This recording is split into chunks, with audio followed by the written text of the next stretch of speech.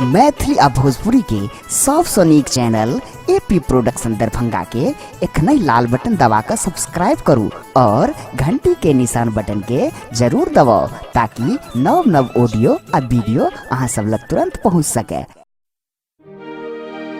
गे तोरा लागे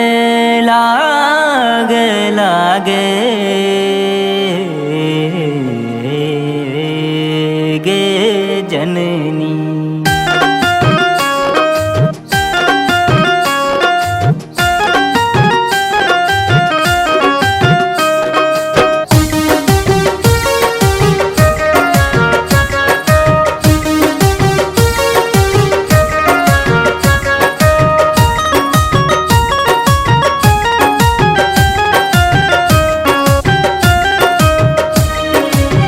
के तोरा लागे न छकनियो माया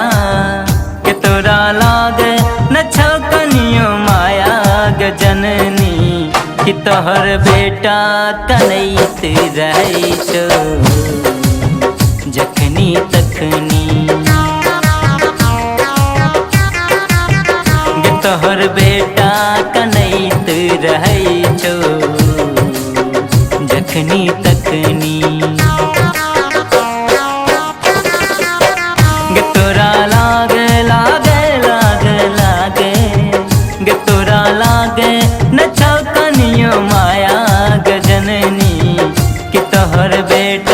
कनैत रहैछो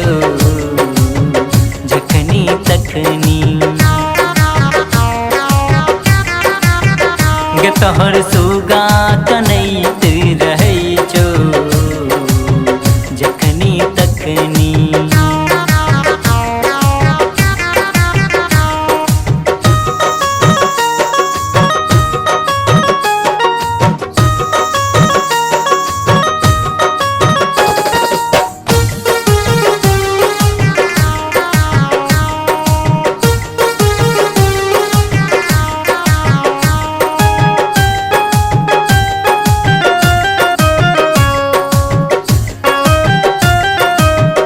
दिन दुपहरिया आ साँझ भोर हरिया कनैत रहैछो आठो पहरिया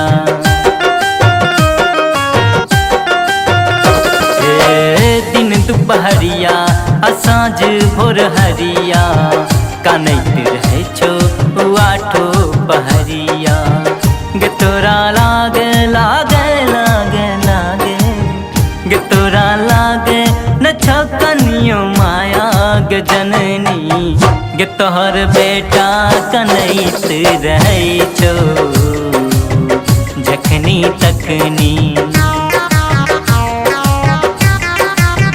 गे तोहर सुगा कनैत रहैछो जखनी तखनी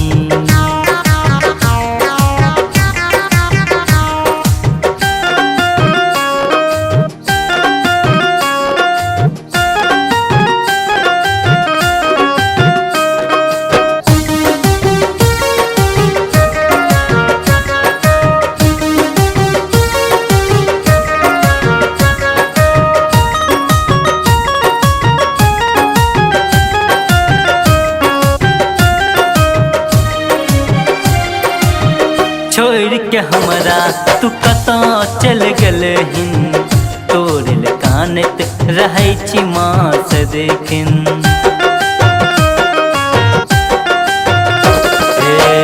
छोड़ के हमरा तू कतौ चल गेलहिन तोरल कानत रहै छी मास देखिन गे तोरा लागे लागे लागे लागे गे तोरा लागे न छकनियो दाया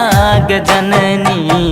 कि तोहर बेटा कनैत रहैछो जखनी तखनी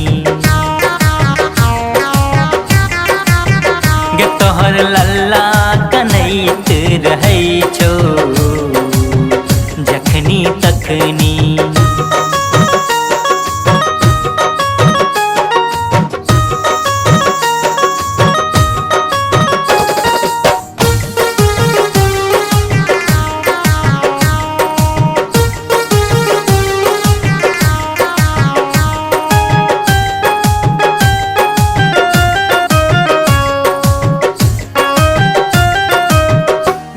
सवरिया के सुने लहन बिनती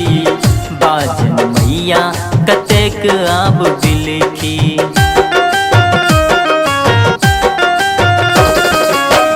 कृष्णा झाजी के सुने लहन बिनती बाजन मैया कतेक आब बिलखी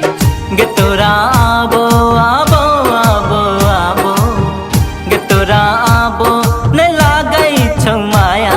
गे जननी कि तोहर बेटा कनैत रहै छौ जखनी तखनी